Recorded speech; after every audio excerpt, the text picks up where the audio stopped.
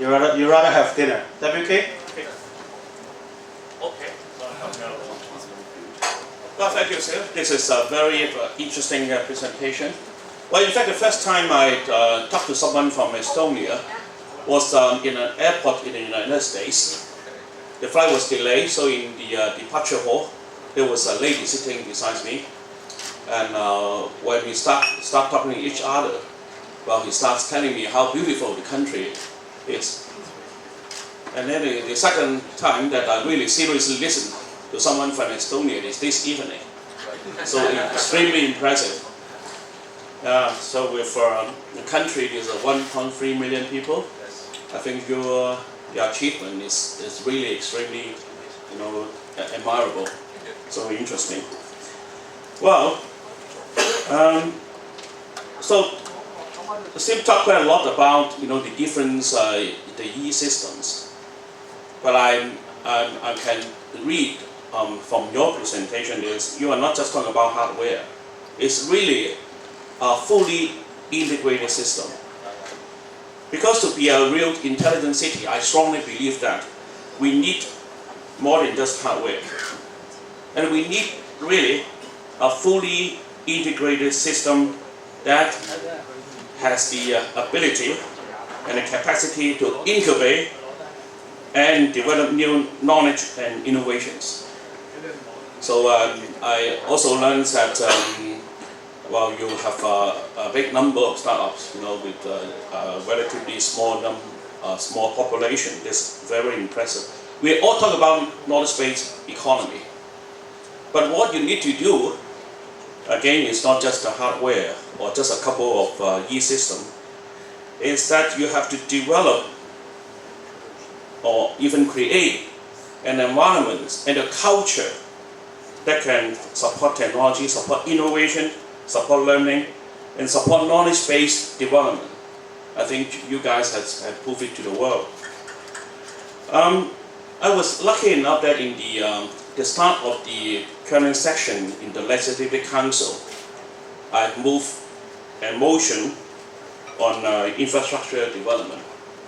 So the title of the motion, that was moved up on the 9th of October, the first day of starting of the current session of the legislature.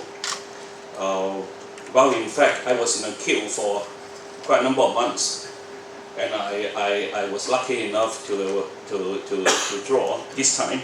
So the title of the motion is Formulating Long-Term Infrastructure Planning to Promote Sustainable Development. I would say when we talk about infrastructure planning, of course, I talk more than just the information side, including the housing, the road and bridge, etc. But even though I did not explicitly put this in the wording for the motion, but the infrastructure for information certainly is there. I think this is something that to create that culture and that environment, there's something that everyone in this room can contribute. We need the contribution from the academia, from the professionals, from the industrialists, from the citizens, and most importantly, we need political willpower of the government. So maybe we can listen to Fanny from the Executive Council. Why I was invited. Anyway, have to join hand in hand to turn Hong Kong into an intelligent green city. Okay, thank you. Thank you. I forgot to introduce Dr. W.K. Low is our legislative councillor representing the engineering constituency. Nick, you want to speak something? Before you start drinking wine?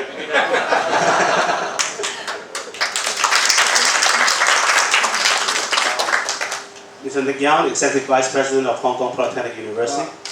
I'm so happy to see so many old friends here again at this gathering. My only exposure to Estonia is, I recall when I studied German about 35 years ago, 40 years ago, and my teacher was from Estonia. Yeah, I still remember her name. Her name is Mrs. Klintz. She told me a lot about Estonia. At that time, Estonia was not independent, and those were quite horror stories. How the Nazi prosecuted and then followed by you know who. But anyway, what's important is I'm very encouraged to see 1.3 million people of Estonia work so committed together, cohesively, and then to stay connected through this thing called X-Road, which is probably something we need in Hong Kong. Okay, and I would like to encourage that those of us here sitting in this room, and there are probably about 70,000 of us in the ICT professionals, right? In Hong Kong, roughly the number, 100,000 or so. And I think we can start a similar effort, probably with 100,000 people that we have here. And then let's try to build something like that, X-Road, and then stay connected. Because today, unfortunately, Hong Kong is not so well connected. You know, it's very fragmented. But the takeaway here is a country like Estonia that's non-existent for so long, you know, that how it can emerge so strongly committed using a very simple concept, stay connected to the internet. And then they did it very bravely in 1991. Okay, that's just pretty much just the start of the internet era. Now try to understand, today it's a no-brainer. But if you take you back 20 years ago, you say, wow, commit to the internet. That's a whole different story. And that takes commitment. So I encourage all of us to, you know, to take away from it, let's be connected. Okay, Nick. I think we can start dinner now, if no one else wants to jump up. But, oh, okay, EQ. Dr. Elizabeth Kirk,